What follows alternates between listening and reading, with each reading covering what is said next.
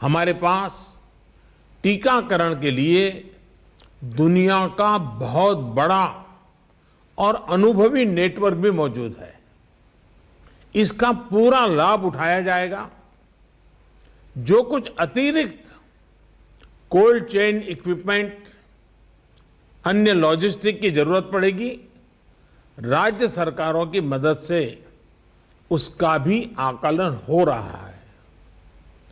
Cold chain को और मजबूत करने के लिए भी साथ ही साथ अनेक नए प्रकल्प भी चल रहे हैं, कई और नए प्रयास भी चल रहे हैं। भारत ने एक विशेष सॉफ्टवेयर भी बनाया है, कोविन, जिसमें कोरोना वैक्सीन के लाभार्थी वैक्सीन के उपलब्ध स्टॉक और स्टोरेज से जुड़ी रियल टाइम इंफॉर्मेशन रहेगी। भारत में कोरोना वैक्सीन की रिसर्च से जुड़े दायित्व के लिए विशेष टास्क फोर्स का गठन किया गया था और वैक्सीन से जुड़े अभियान का दायित्व नेशनल एक्सपर्ट ग्रुप को दिया गया है। इसमें टेक्निकल एक्सपर्ट्स हैं, केंद्र सरकार के संबंधित मंत्रालयों और विभागों के अधिकारी हैं, प्रत्येक जोन के हिसाब से राज्य सरकारों के भी प्रतिनिधि हैं। ये नेशनल एक्सपर्ट ग्रुप राज्य सरकारों के साथ मिलकर के काम कर रहा है। राष्ट्रीय और स्थानीय हर जरूरत के मुताबिक फैसले नेशनल एक्सपर्ट ग्रुप द्वारा सामूहिक तौर पर लिए जाएंगे।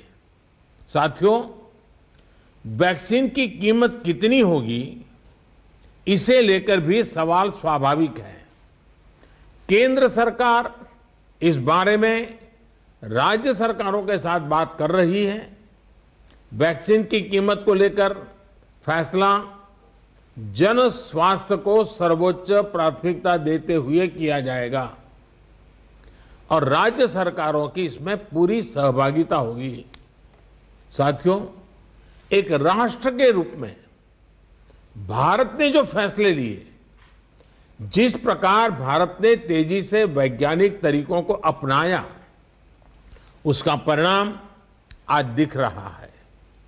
भारत आज उन देशों में है जहां पर प्रतिदिन टेस्टिंग बहुत ज्यादा हो रही है। भारत आज उन देशों में है जहां पर रिकवरी रेट भी बहुत ज्यादा है। भारत उन देशों में भी शामिल है जहां पर कोरोना की वजह से होने वाली मृत्यु दर इतनी कम है।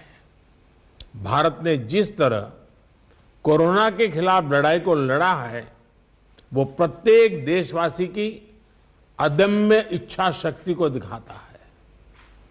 विकसित देशों, अच्छे मेडिकल इंफ्रास्ट्रक्चर वाले देशों की तुलना में भी भारत ने इस लड़ाई को कहीं बेहतर तरीके से लड़ा है और अपने ज्यादा से ज्यादा नागरिकों की जान बचाई है।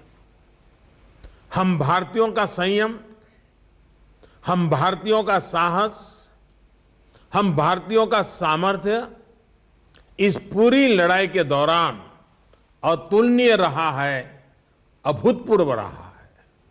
हमने सिर्फ अपने ही नागरिकों की चिंता नहीं की, बल्कि हमारे देशों के नागरिकों को भी बचाने का हर प्रयास,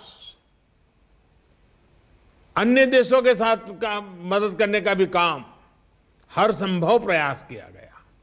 साथियों, फरवरी मार्च की आशंकाओं भरे, डर भरे माहौल से लेकर आज दिसंबर के विश्वास और उम्मीदों भरे वातावरण के बीच भारत ने बहुत लंबी यात्रा तय की है। अब जब हम वैक्सीन के मुहाने पर खड़े हैं, तो वही जन भागीदारी, वही साइंटिफिक अप्रोच, वही सहयोग आगे भी बहुत जरूरी है। आप सभी अनुभवी साथियों के सुझाव भी समय समय पर भी इसमें प्रभावी भूमिका निभाएंगे। आप सभी जानते हैं कि जब भी इतना व्यापक टीकाकरण अभियान चलता है तो अनेक प्रकार की अफवाहें भी समाज में फैलाई जाती हैं। ये अफवाहें जनहित और राष्ट्रहित दोनों के विरुद्ध होती हैं। इसलिए हम सभी दलों का ये दायित्व है कि देश के नागरिकों को ज्यादा से ज्यादा जागरूक करें, उन्हें किसी भी अफवाह में बचाएं। इसके साथ ही हम जानते हैं दुनिया में जिस प्रकार से कर्व बदल रहा है और चित्र कहां से कहां जाएगा कोई कह नहीं सकता है। और ऐसे में हमारे जो प्रूवन रास्ते हैं, प्रूवन हथियार है, उसको हमने कभी भी छोड़ना नहीं है। और इसलिए 2 गज की दूरी और मास्क के प्रति भी हम लोगों को लगातार सतर्क करते रहना है। देश ने अब तक जो प्राप्त किया है, किसी भी तरह की लापरवाही उसे नुकसान पहुंचा सकती है। मैं सभी राजनीतिक दलों के महानुभावों से आग्रह करूंगा, हर एक को आज बोलने का अवसर नहीं मिला है, लेकिन मेरी प्रार्थना है कि आप लिखित भेजिए। आपके सुझाव बहुत काम आएंगे, आपके सुझावों को गंभीरता से लिया जाएगा और योजना में वो भी बहुत पूरक होंगे। इन सभी आग्रह के साथ मैं आज आप सभी का बहुत बहुत आभार व्यक्त करता हूं। आपने समय निकाला।